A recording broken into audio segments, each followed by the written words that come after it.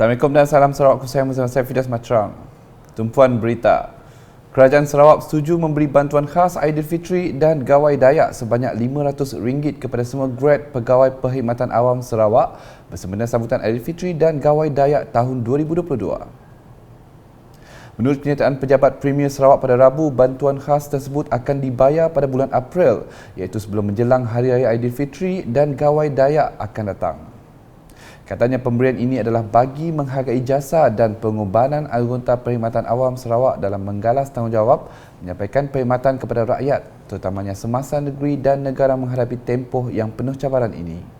Jelas kenyataan itu lagi, kerajaan juga berharap pemberian bantuan khas ini dapat meringankan beban keuangan bagi para pegawai Perkhidmatan Awam Sarawak serta menjadi insentif kepada mereka untuk terus berkhidmat dengan penuh dedikasi.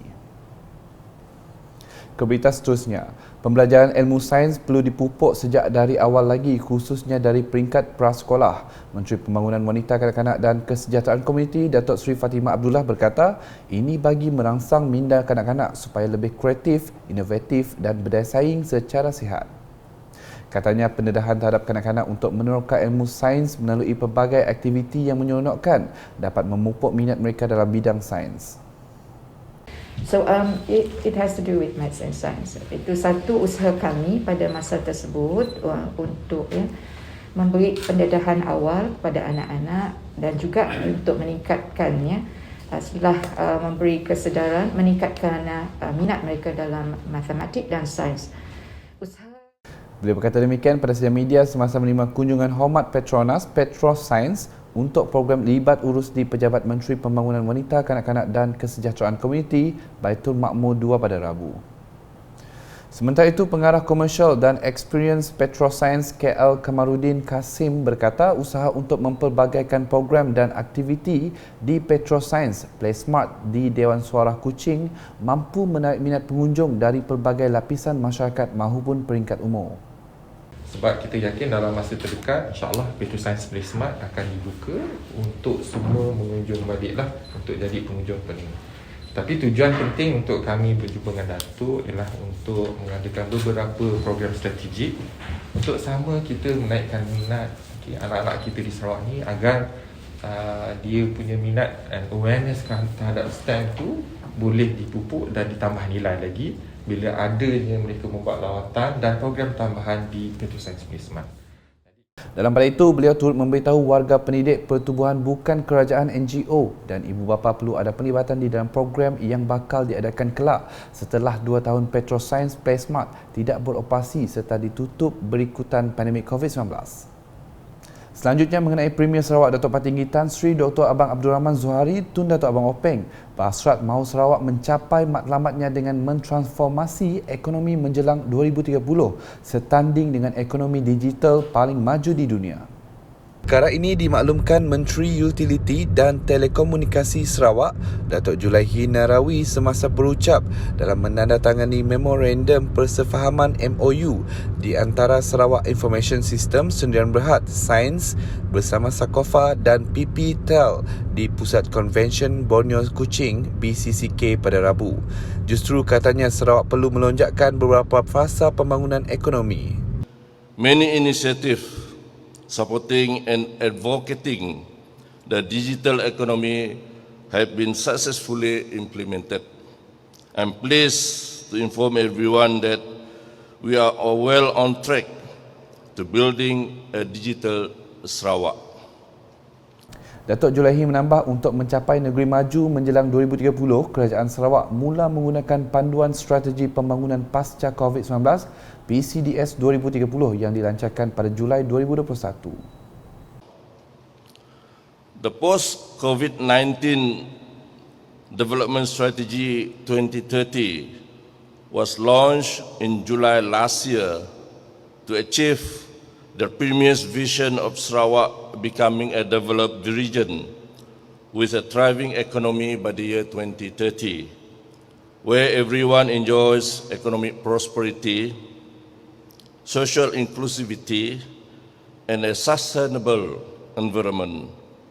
To realize this aspiration, Sarawak must double the size of the economy by the year 2030. at an average at the rate of at least 8% per annum. Berikutnya, Kerajaan Sarawak telah memperuntukkan sebanyak RM2 juta tambahan RM500,000 daripada peruntukan asal bagi menaik taraf jalan penyarai. Menteri di Jabatan Premier Sarawak Datuk John Sikitayai berkata, peruntukan tambahan ini bagi menaik taraf jalan simpang Rumah Panjang Malo.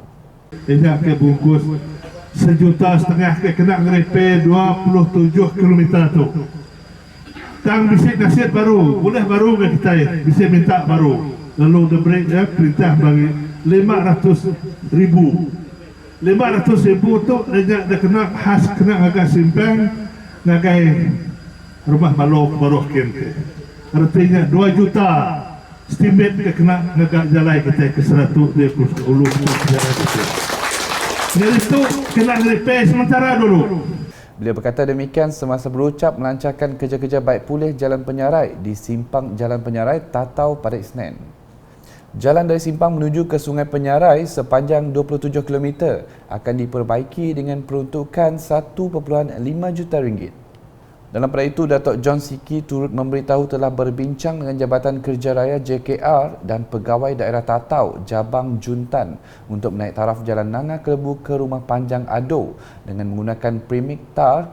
Kedua menaik taraf jalan dari Simpang Zeti ke Simpang Penyarai lebih kurang 28 km termasuk jalan menuju Rumah Panjang Japing dan Rumah Panjang Japit termasuk juga menaik taraf jalan menuju ke Penyarai kepada Jalan Premix. Datuk John yang juga ahli Dewan Undangan Negeri Adun Kakus, jalan di Nangatakan juga akan dinaik taraf. Kita jalan tanah ada upgrade dengan gaya batu dulu. Belum berubah. Udah batu baru kita ngagai premix tok ke jalan tal ko kita itu.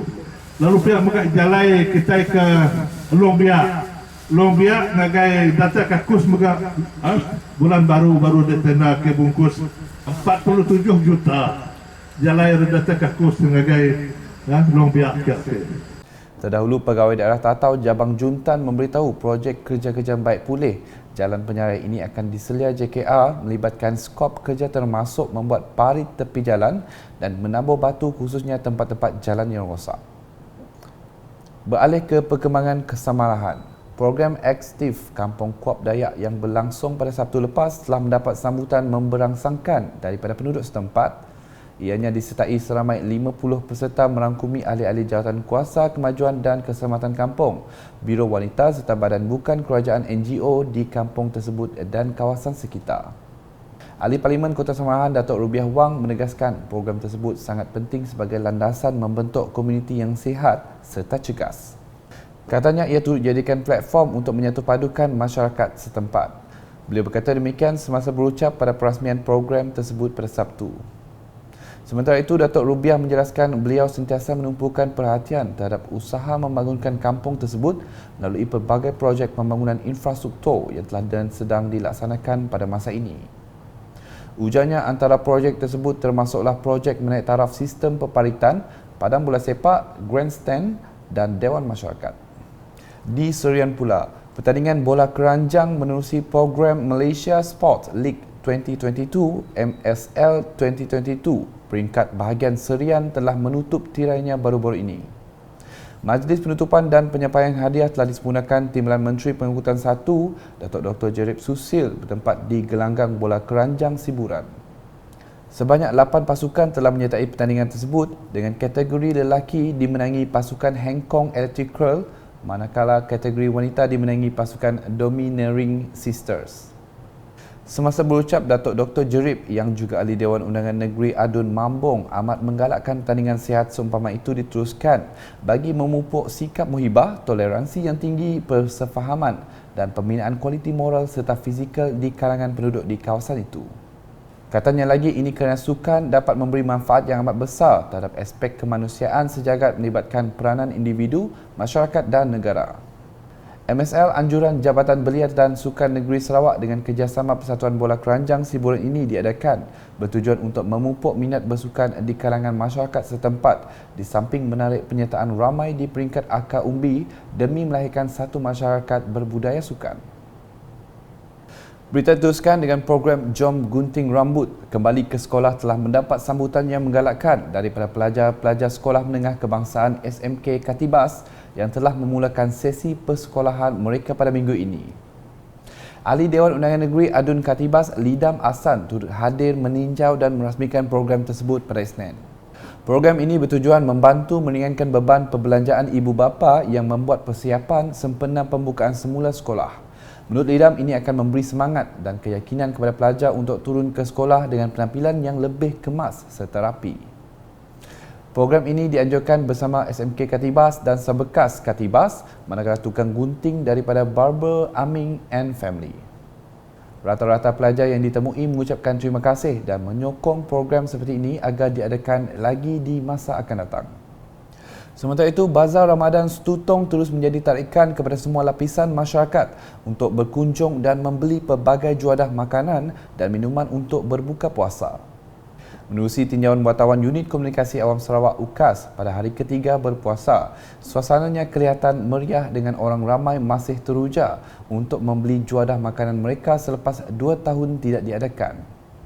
Meskipun suasana meriah, pengunjung dilihat masih mengekalkan prosedur operasi standard SOP seperti mengimbas kod QR MySejahtera serta memakai pelitup mulut dan hidung. Penolong Pegawai Kesihatan Persekitaran Majlis Bandaraya Kuching Selatan MBKS Awang Kaswadi, Awang Razali ketika ditemui memberitahu anggota keselamatan turut ditugaskan bagi memastikan setiap pengunjung mematuhi SOP yang ditetapkan. Beliau turut memaklumkan Kementerian Kesihatan Malaysia KKM juga telah datang bagi memeriksa pematuhan SOP di bazar tersebut. Sekian edisi malam bersama saya Fidos Matrang. Berita lebih lanjut boleh didapati di semua platform media sosial UKAS termasuk portal ukas.sarawak.gov.my dan UKAS channel di YouTube. Orang ramai dinasihatkan untuk mengambil langkah pencegahan dan mengamal kebersihan serta jarak sosial yang selamat bagi mengelakkan jangkitan COVID-19. Salam UKAS.